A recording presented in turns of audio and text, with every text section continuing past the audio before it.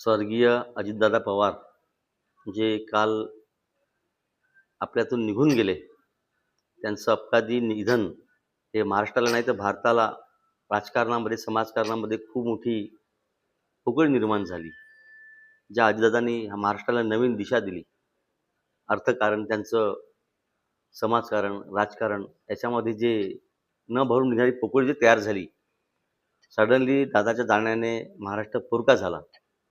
दादांचं प्रशासनावरचं, दादाचं राजकारणामधलं, दादांचं कार्यकर्त्याप्रती असलेलं जे प्रेम आहे, जिव्हाळ आहे, तुम्ही स्वतः जवळून पाहिला.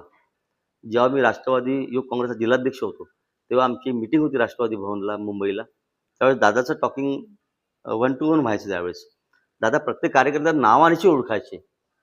दादाची ती हातोटी, दादाचं कार्यकर्त्याप्रती असलेलं प्रेम, हे आम्ही आता पोरकं झालं याच्यामधून. आणि येणाऱ्या काळामध्ये असे महाराष्ट्रामध्ये नेते तयार होणं म्हणजे मुश्किल आहे.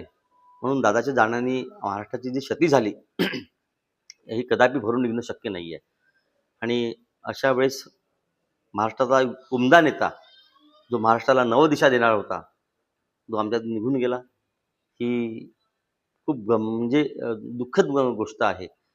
आणि येणाऱ्या काळामध्ये आम्हाला दादांच्या स्मृतीस, दादांच्या कार्यास विनम्र श्रद्धांजली देऊन आम्ही त्यांचे प्रेरणादायी विचार, कार्य याच्याप्रती आम्ही नक्कीच अंमल करू आणि दादांच्या मृतात्म्यास चिरशांती लाभो हीच ईश्वरचरणी प्रार्थना करतो.